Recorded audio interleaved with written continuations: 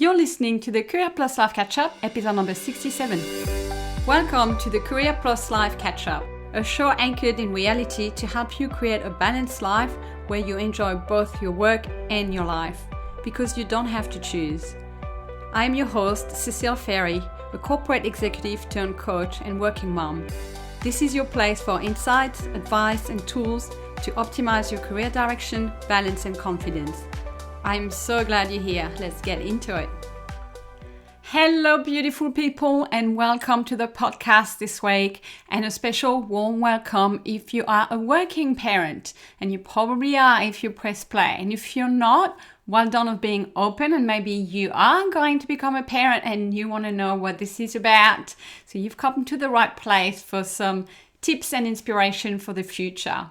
And I was actually just thinking how appropriate I am recording this podcast. I was just checking the time that it was because I have about 45 minutes to record it, and then I have to jump in my car for school pickup. So actually fully living and breathing what I'm talking about today. So I myself have been a working parent for about 8 years and really feel I have some good learnings under my belt. And it's an area in my life that I'm particularly proud about and feel really strongly about. I have a lot of confidence in my ability there. So that's why I want to come out here on the podcast today to share. That topic is one I'm quite passionate about. It's one of the pillars in my business about the work-life balance. And I wanted to share, therefore, what I have found to be meaningful and to work, in the hope that it will help you improve, maybe even just by 5% your current experience, because this isn't about mastering, right? I want to say that up front. And I also want to say that I am not an expert. I'm not coming across as one. I just want this to be my contribution to this topic. So all of you working parents will know it's been really tough, especially since the pandemic. So we are working more hours when we're working from home, whilst we have the kids back from school, home at the same time. So clearly more tensions there, and everybody's exhausted. I talked about it on the last episode. So some of us got a break this year and got to get away as a family for a holiday and benefited from it, but I know not everybody has had that opportunity. So it's particularly hard, right, this year. And also, I want to do a shout out to all the women returning to work. So I do a lot of that work separately in my business, where I work with major corporations who organize return to work programs, where it's usually women who have had a career break, usually having children, coming back to work. So those programs are now becoming quite popular, and I do a lot of career coaching for those women. It's very much life coaching, because it is such a challenging time, right? Getting back into the workforce and balancing both. I'll probably do a podcast separately on that one day, but today I'm going to talk more generally about people that are balancing work and children, home, and everything in between. So I said mastery isn't possible, indeed. And I will say, as you probably all know, it's not easy. So my intent today is to share with you 6 guiding principles that you can use, you can pick and choose, and you can go and implement them in your own life for better results, for better balance, for better inner peace, for better energy, and for better happiness all around for everybody. So I love this topic because it's at the perfect intersection of this podcast and my business across career plus life. It's really having that plus, that equation that is so hard to get right. It's quite a painful intersection. There's lots of frictions, pain points, and constant evolution. It's always kind of moving on both fronts. So when you think you got it right, you got to tweak again. And also it depends where you live, which country, with what policies, what support you get from government and companies. So I can't comment on that. And also depends how you live. If you're living by yourself, if you've got families nearby, if you've got family far away. So here I'm going to talk very generally, and I will say T's and C's apply. This all depends on how many children you have and the situation that you have. Like, those are all additional factors. So take some, see what resonates with you and your particular situation. But I know that those principles are core and can be tailored to your own situation.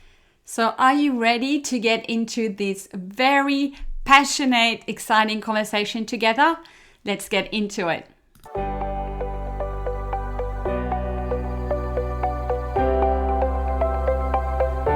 So my first principle is that to be the best working parent, you need to master the dance of work first, kids first. Let me explain.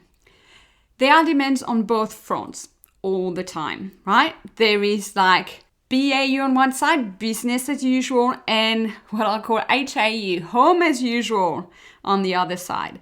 So there's always that's always on, and then there are stress points that arise. They are like peaks, often things that are unplanned, last minute, or unexpected. So on the work front, those stress points are like urgent deadlines, people, staff members who are sick, a request from your boss, a brand new big client or project, an opportunity to prove yourself, or some travel. Those are all examples of those not BAU stuff. On the home front, what is not HAU is tantrums and meltdowns, extracurricular activities, all the school's requirements, don't we love them? The dress up in specific colors you never have in your wardrobe. All the crises that can happen at home, things breaking down like your washing machine or literally having no food in the fridge. That's crisis. Or you've lost your keys. I think on the home front, we can come up with a pretty long list. So those things are out of the ordinary, but they do happen and in all shapes and forms. So there are always stress points, right? We just don't know what they are and they vary all the time. By the way, if you see regular occurrences in your life of any of those things on the work front or the home front or both, maybe it is time for a rethink about your life structure and the fit of your work and your life together. Because you shouldn't feel that constantly. Those things should remain stress points.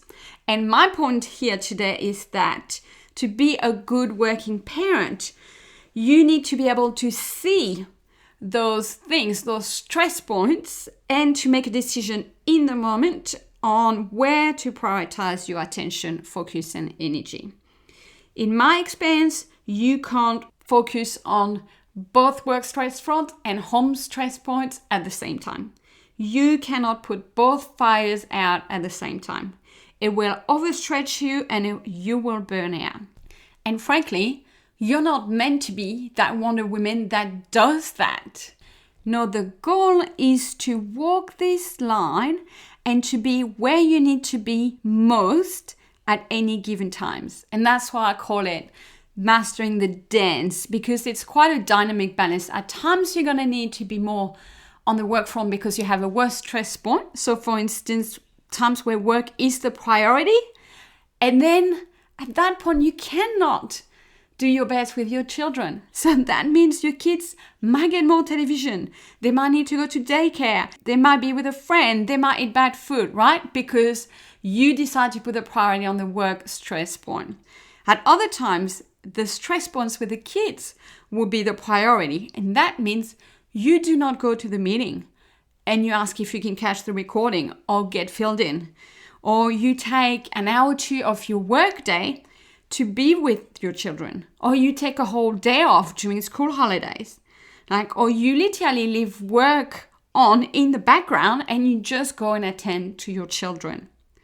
So the best working parent knows that it's always a tale of two sides and they know where to shift the priority, and it's constant, and sometimes it will be work, sometimes it will be home, and on again and again, rinse and repeat, and be really comfortable with that kind of juggling, balancing act, and knowing that, which kind of bigger hat you have on right now, and know that it will change either way all the time. So being able to fluctuate between the two in terms of intensity of priorities is the principle number one.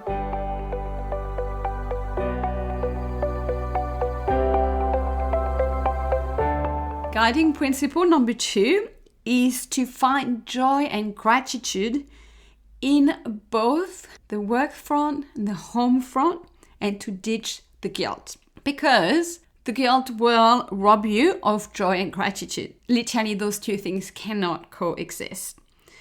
So this is about having a positive attitude in either camp, and ideally, as often as possible, across time. So it's about not hedging your bets. It's about not putting all your expectations in the same basket. So here we need to look at often the models for parenting that we have, which often is our own parents. What did they model for us? Did they model love and gratitude for one thing over another maybe?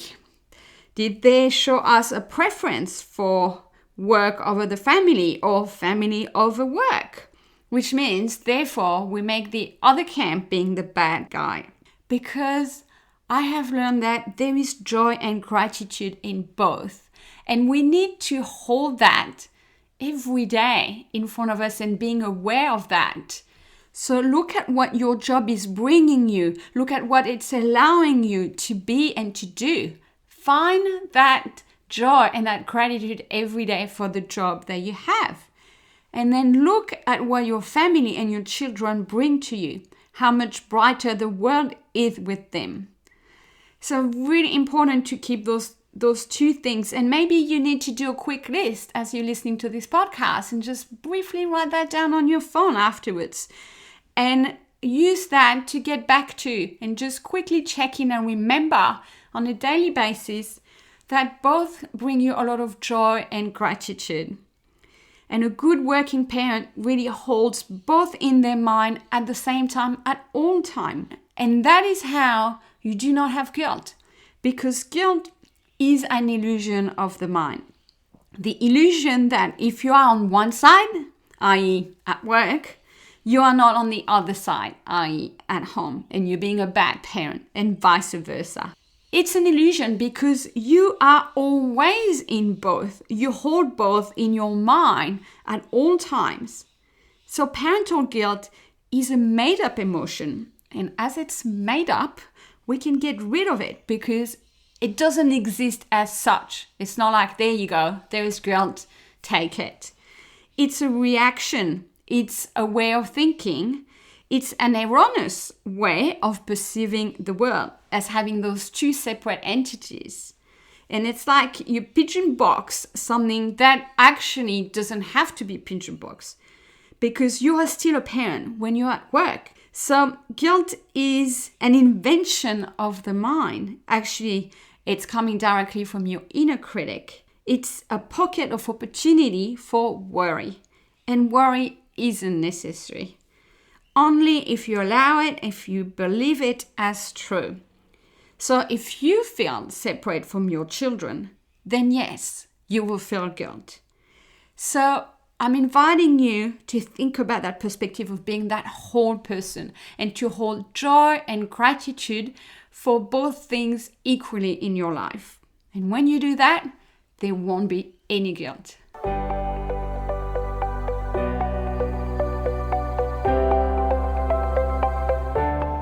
Principle number 3.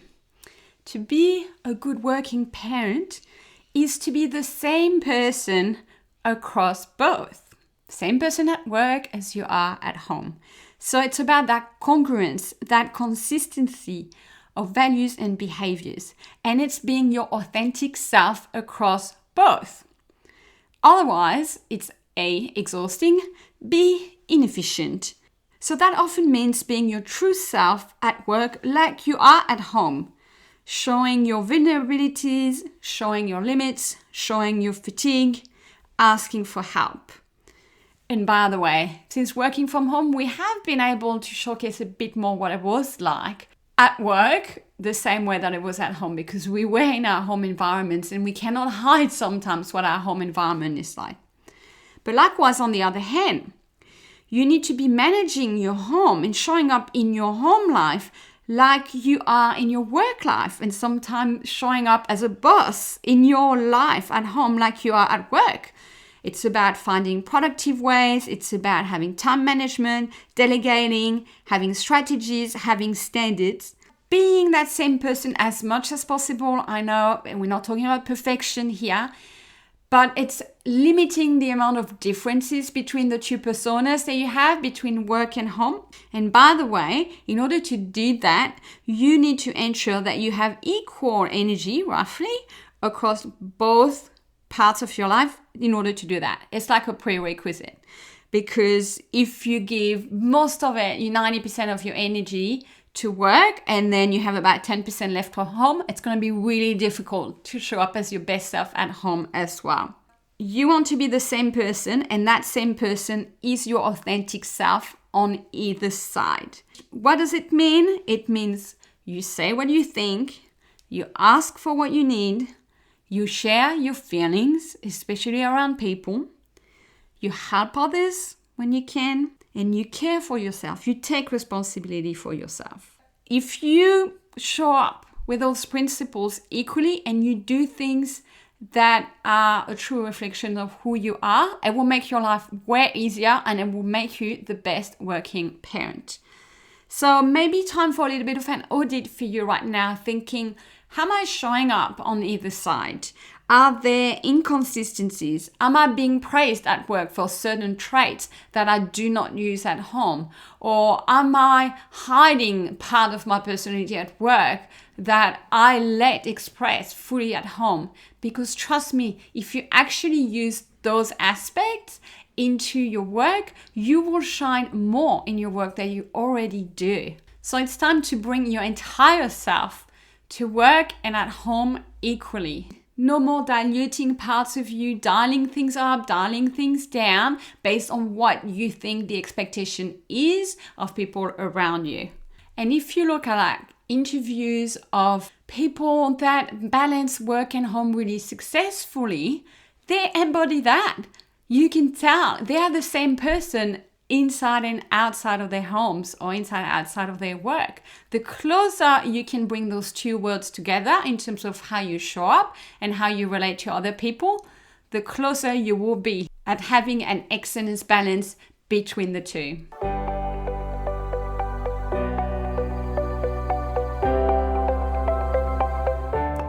Okay, we're moving on to principle number 4. To be a really good working parent, you need to have your own base camp to recharge. Every working parent needs that, no matter the gender, no matter the age, the life stage, the energy level. And the thing is, most working parents don't have that. And most of them spend their time giving, and some are actually even selfless givers, people pleasers, which makes it even harder. Or they don't know how to make this a habit, how to create that for themselves. And that is also, again, probably coming from parental model. Likely that if you find it difficult to have your own base camp, it is because you had a mother who embodied that as well. She was just giving and she was just working for everybody else all the time. But let me tell you, we live in a very different world. And I know your mom probably worked really hard, but let me tell you, you work much harder. And I'm sure about that. So you need this. You need that base camp or you will burst out at the seams. So it is whatever you want, but it is that space, that time, that opportunity, that vacuum, whatever you want to call it. And it's for you alone or with someone that really recharges you, gives to you. And it can be whatever activity. And I'm not saying you all need to go and run on the treadmill. It can be Pilates, but it can be doing a Sudoku in the morning before anybody is up. It can be a coffee in the car alone on the way back from school drop off. It can be a walk. It can be a micro nap of 30 minutes before you have to pick up the kids. I give you my own examples if you like. I do on the weekend my coffee post-lunch break. So we have that. It's a bit of a habit in France where once lunch has been done on the weekend and then the adults just sit in the lounge and have a coffee. And at that point in time, the kids are invited to go in their rooms or do whatever they want, but it's adult time. So I will produce that at home with my daughter and she's fine with it because it's so part of our routine. And she actually looks forward to picking something she's going to do during that hour. So she can listen to some music, she can read a book, she can have a nap. And I get at least half an hour to myself where she's not coming around. And I need that during the weekends to get me through. Another thing I do are my evening routines once she's in bed, my weekly yoga practice. So that is non-negotiable for me. And I will take it on work hours if that's the only time I've got to fit it in. So that base camp is necessary, is non-negotiable. It's not the added on, the when I can. This is part of your core weekly routine. Because work and home will always draw energy, draw your time, draw life out of you, right? And it's all out. So something needs to go in. And often you'll notice it's not our partner making us a cup of tea or telling us to go and sit on the couch while they're going to be cooking dinner, right? So you have to make this happen and you have to stick to it. So it's very much something that you can do it, you're in control of right now. And I know your mind will give you all the excuses about other people, but that's bullshit. So go and decide what you're going to be doing and put a boundary around it, especially with yourself, that once there will be a conflicting demand with it, you will say, well, no, I'm not available at that time because I'm doing this for me. Because that is the foundation, the glue, so that you can show up as a great working parent.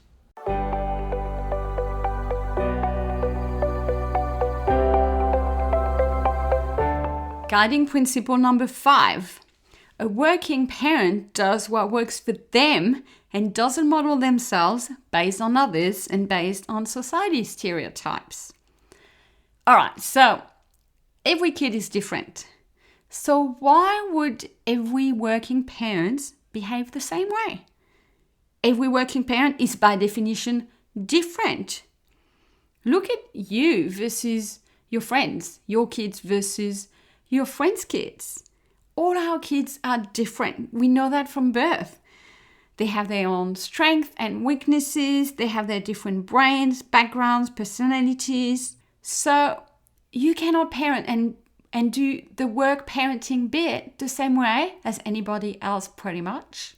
So you need to do what works for you and your kids. And you know them best. So what creates friction and guilt is that window of doubt that you allow between what you know is right and needed versus how this might be perceived by others or how other people are doing it. So the minute you let that gap creep into your mind, boom. Okay, so you cannot let that happen. You need to let go of that second part of the window. What other people are doing, what other people are seeing and saying, and what you've heard and what you've read, and try to compare and make yourself feel even worse because you're already trying to solve for something for your kids. And then you're like, but. So respectfully, do not care about what everybody else is doing.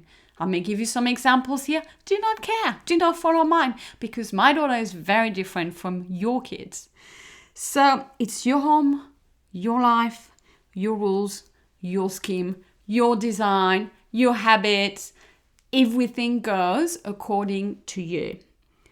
So hopefully you're working somewhere that offers you some flexibility and you can choose the hours that work for you and that work for your children. And always make those choices in the moment. Listen to your own guidance.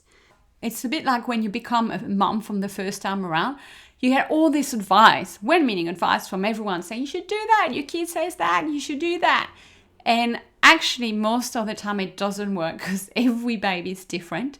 And eventually what ends up working was the thing that you thought of in the first place, that you had the intuition of.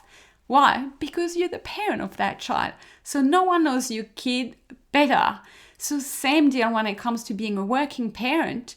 Do not let society or other people impose a way of thinking, a way of doing things, and just have the freedom to follow your intuition and disregard what might work for other people.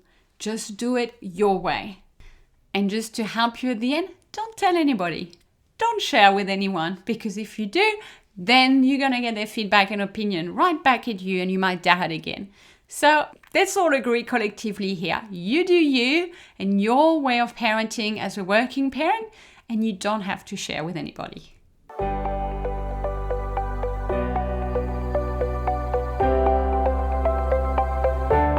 Okay, I'm coming to my last principle. It's last, but actually it's the number one in importance. So listen to me really carefully here. The best working parent has children who feel seen, heard, and loved. Because it's our job as parents to provide this for our kids. And we don't get a second chance. If we don't do that when they're young, we don't get a second chance when they're 20 or 30. So as parents, we need to provide emotional safety, connection, and support. We need to be there for them, whatever they need, especially mentally and emotionally. And you know what? Your job will never do that for you. It will never make you feel seen, heard, and loved. Though many of us look to our job for that. But it cannot do that. It cannot love you. It cannot make you feel seen, valued, and heard. But our kids need that. And it's our responsibility to provide to them beyond the physical needs, beyond the financial needs, beyond, the material things that come to us thanks to the job, right? But what's beyond has nothing to do with the job. And in my experience, it's the main distinction between the sphere of work and the sphere of home. It's the main differentiator. And it's the most important thing in life, our relationships. So you can have all the career success that you want and that you can get. But if you have poor relationships with your children, which in turn will affect their lives as adults, what have you got? Because the job, the success, the career can stop overnight. It can be taken away from you, not your kids, and not the connection that you have with them or the lack of it. So do not lose sight of the difference here. On one side, there are needs on an emotional and mental front with your kids, and you are the person designed to attend to those needs. You agree to that when you welcome them into this world. On the other hand, the job doesn't have emotional and mental needs. Do not pass by that very important distinction and give so much into your job because society praises status and money and accomplishment and more and always striving. And yet you walk past those spaces with your children where they need you and you're not there because sometimes you're not even aware that they need you. And that is also why at times you need to give up on work to be with your children because you only get one shot at that. One shot at making them feel safe, loved, heard, and seen. So how do you do that? I am not a parenting expert. So I will recommend a few things and link them in the show notes. There's a really good podcast called Good Insight by Dr. Becky, especially good if you have young children. She's a psychologist in the UK. There's also excellent work by Dr. Shefali on conscious parenting. So I will link those in the show notes, and I'm sure you can find way more online on how to be a parent who is present and who is attending to their children's emotional needs. Especially in a world where internet and social media are now everywhere. Like our kids need us more than ever. And I will always be choosing caring for my child's mental and emotional health over a work deadline. And because work doesn't love you back. Your kids do and can't do it without you.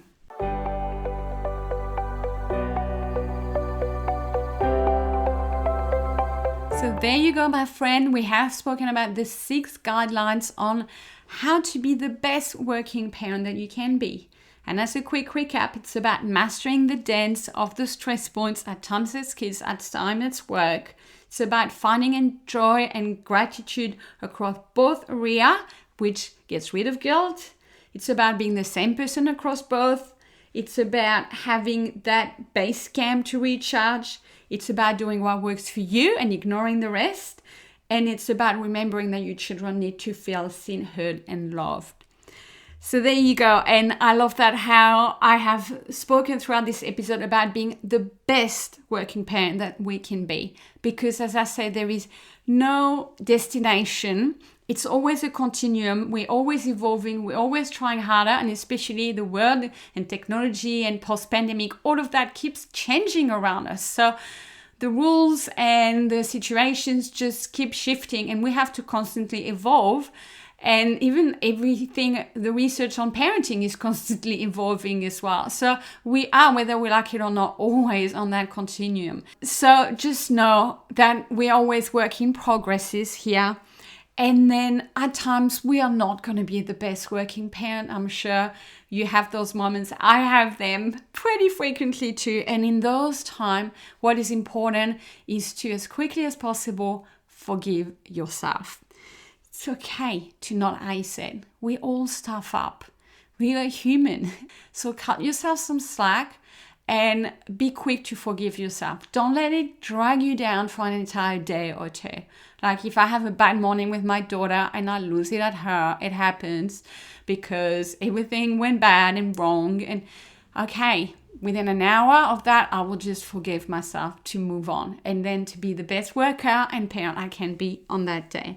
So remember the importance of forgiving yourself. So I hope that what I've given you today has helped you maybe make a couple of tweaks, optimizing a few things in your life. Just keep going, basically, and focus on the bits that you do well. We've got that amazing tendency to focus on what we don't do well. So bring yourself back there and list all the amazing things that you're doing as a working parent right now. And as usual, if you do need support, this is the perfect topic for live coaching. I will link it in the show note. You can register for 6 sessions. We can talk about how to harmonize those things. We can talk about specific points we discussed today, whether it's about helping you having that space for yourself and that base camp, or it's about showing up consistently across your work and your home life. So whatever friction you're really finding that you find particularly hard to solve on your own or within your own situation with its own set of constraint, this is something that would be perfect to bring to one-on-one coaching and address and change forever in your life. So do not think that you don't deserve the best across both, because you absolutely do. So thank you so much for being here. A massive shout out to all of you working parents for the amazing work that you do week in, week out. Have a beautiful week and weekend. I will speak with you soon. Bye everyone. Thank you for listening. If you enjoyed this episode and would like to find out more information, you can visit my website at careercatchup.com. There you will find blog articles, free resources, a self-study course for your career direction, and ways to work with me. It's at careercatchup.com. I hope to continue to connect with you and support you. Talk to you soon.